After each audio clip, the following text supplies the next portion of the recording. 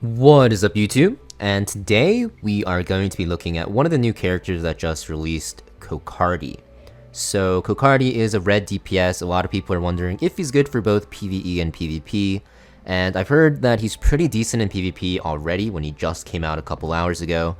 But today we're going to go back to the basics and test him out in PvE content, because I think there's a lot of returning players and new players, and also people that are just curious, you know, what his damage can actually be like. So this video is all about my Kokardi, and then this character, Mizusumi Aya, is going to be featured in another video, and I think she's going to be pretty good. She's going to have like this dispel effect at the end of every turn, so very good against CC, and at max lattice on this, you're going to see that this will trigger even when you're CC'd on her. So I think she's going to be a very good answer to control, even though we already have so many. So I think she's going to be mostly a PvP character, but Kokardi you can probably use in PvE and PvP content, right? So I have him at 554. I'm not really too sure what lattice you need, but I don't really think you need the S3 maxed at all, because you stack this up pretty quickly. I just kind of did it for the extra speed and for the damage multiplier. And I do actually have his other skills maxed out because, yeah, you just get stacks quicker. Your S3, even though you get more stacks, like an extra stack from this, by maxing it out, you're not using this that often, while the other skills you're using way more often, so maxing those out just felt better. And honestly, the S1 max is pretty much required because you just get way more damage. And his passive basically makes him stack increased damage that scales with the target's max HP, up to 16 times. So this scales extremely well in long fights. You're going to see his damage at the start of fights isn't that great, so you definitely want something to help him take turns. Anything with speed buff, anything that can push him. Lily is like the best option, so surprise, surprise, Lily makes her DPS do a lot. So we're going to test him out in Sharon and also Rengokutsu today, the two hardest shell bosses outside of Chloros. You can't really use him in Chloros because he's red and Chloros is blue. So yeah, we're going to test him out. Let me just do this real quick. You can see that I have him on a weird crit rate. That's because he gets a crit rate buff from his S3 and also his S2, I believe, right? Yeah, so he pretty much always has permanent crit buff. And because he's red versus green, I get 15% again. So you only need 55% crit rate against Sharon. And I do have him on a interesting setup. I have him on count. I'm not really too sure if it's the best. I think White Fang is also very good because that also ramps his damage a lot. But count seems also fine because you get decent damage, you get lifesteal, and I don't really have a White Fang available for him to use. But I'm going to run him with Fushu for the shielding, turn meter, and speed buff so he can cycle quicker as well. On Halloween, I have Nymphonial tuned to go after on Codex so that she gets her shield under Fushu's shield, so we get an extra attack buff. And then of course we have Lily here to push my Kokardi. Now of course my Lily's super fast, and my gear on these characters is pretty good. So it's not more about like, you know, getting into the boss with these characters. It's mostly just to test damage and see if they can farm it that well. So here we go. Let's see the damage potential. So you're gonna see the start of battle. Kokardi's damage is pretty pitiful. You'll see that does like not even 10%. But the power of Kokardi is going to be his ramping damage, I believe, in theory. So we're gonna have to see. So Lily will reset. This is very nice. Probably with Lily, S3 max is very good because you get to use it twice, not back to back, because Kokardi's S3 cooldown is 4 turns actually. It's pretty long, so you don't get it fully reset from Lily S3. So you can see on the third turn he S3s again. Decent damage. We're at 9 stacks now. Okay, I mean this damage is kind of good, no? I mean it's not like better than Lilium or Yelly, but those are LD characters.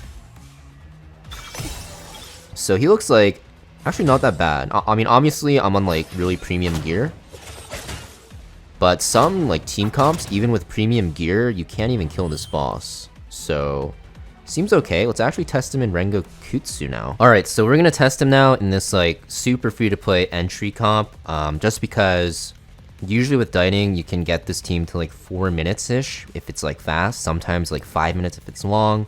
So I'm going to show you guys the team comp in this scenario because I already kind of know the speed of this comp, so I want to compare to see like if he actually makes it faster.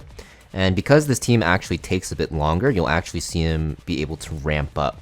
Now I actually don't have him at the max crit. I have him at 58%, which brings him to 88 with the crit rate buff. But oh well, I don't have like the gear to make him 100. I've been trying to make him 100% crit for a while, and it just doesn't work. So I get silenced, it's whatever. We should never really die here because we have Viper passive and the attack down. And you have to keep in mind that Kokardi can never get hit by the single target attack here. Only the AoE and the counter. So right away that doesn't look promising, but we did have attack down. Keep that in mind. And I'm not too sure if you can kill the ads. I believe the ads will die like pretty much at the same time as the boss, which is kind of funny. But basically we're just playing for him to stack up.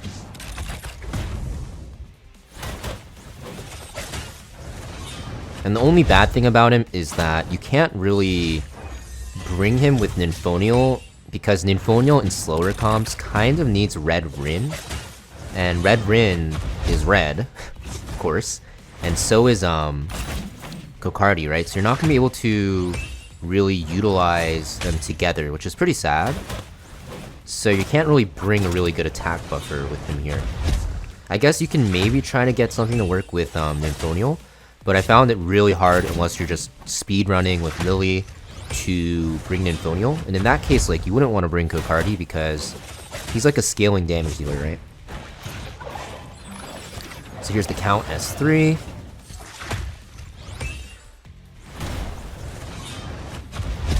Looks pretty slow, to be honest, but surely we can win.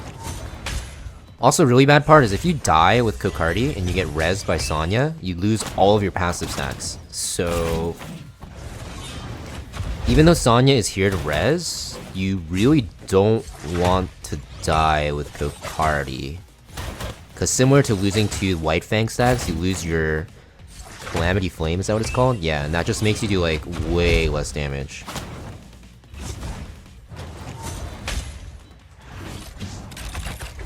But now we're at max stacks. Surely the boss starts dying quickly, right? Right, guys?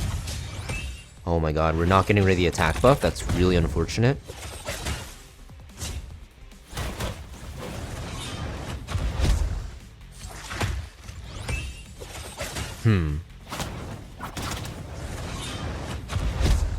I don't know if he's that good in Rengokutsu. His damage seems so low.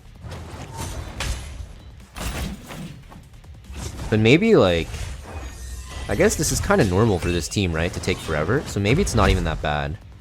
But I'm not too sure because I feel like usually with any other DPS in this comp, the boss is like dead by now, almost. And it's definitely not because I'm not critting, because I don't think I missed a single crit.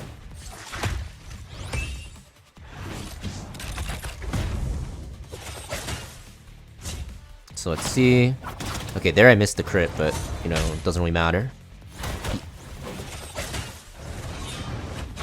I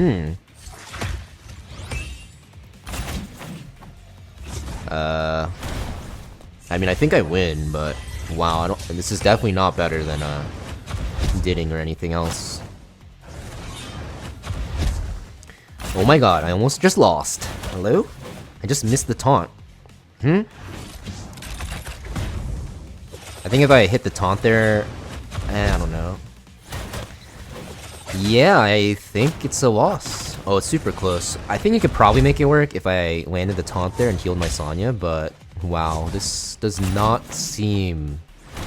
This comp definitely doesn't work for him, so...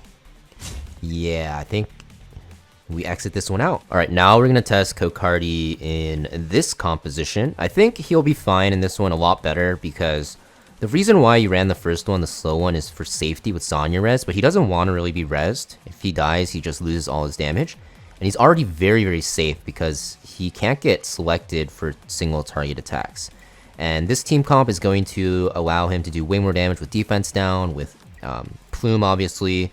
We also have Ling Luo to get rid of the attack down, so I think this team comp will be just infinitely better for him, and he's already like really safe. So if you guys use this team with like Didding, Yeli, or Lilium, what ends up happening is your DPS can sometimes die on the opener if you go against the opposite element of your DPS and you get crit. But with Kokardi, because he's in stealth and because the minions can't hit him, you can't really die. So that's like the one plus side about him. And you're seeing right away his damage is so much higher because we have the defense down and we also have the cleansing from our Ling Luo. And also the Curse Quill, right? Now, is it going to be faster? I don't really think so. It might just be more consistent, honestly, than the other DPSs because you're safer. But in terms of speed, I guess we'll see for ourselves in this run. Okay, there's some damage there. Oh my god, he takes so much damage from the counterattack. Oh, maybe you can't run. Wait, I'm not too sure. Let's get count here. We're gonna get our S3.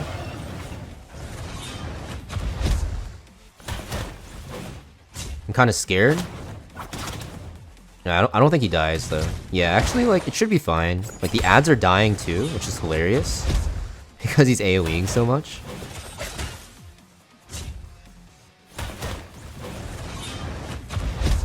My Vice will get hit, and I do believe the boss dies on this next hit here. Nope, I lied. The next hit. Because the next one will now have his AoE trigger, right? There we go. Let's see. And whoa. Okay. I don't really know if this is faster. I guess we'll see from the time. So usually it's like 2 minutes. Yeah, this one's like 2 minutes as well. Is it safer? I think it is. I think like the scary point where he almost died, he's not gonna really ever die there. Because I do believe he got crit on that one. So, ew. What is that? Yeah, I mean, I'll test out more comps. I just wanted to release this video because a lot of people were wondering if he was usable in PvE, but he looks like he's okay in shell bosses. Maybe not the best, but definitely decent. And I'll be testing him in Aurora and Terramaton later, and honestly, there's probably like a Lily comp you can run, which I haven't really tested out too much because you kind of have to kill this boss fast. So yeah, with Lily, maybe he can do it, we'll have to see, but I'll test it out in a separate video because this video is kind of getting a bit long. But pretty much it for this video though, guys. Thank you for watching. Make sure you guys hit that like and subscribe. And let me know in the comments down below if you're finding success with him in either PvE or PvP. I'm very curious. And I'll see you guys next time.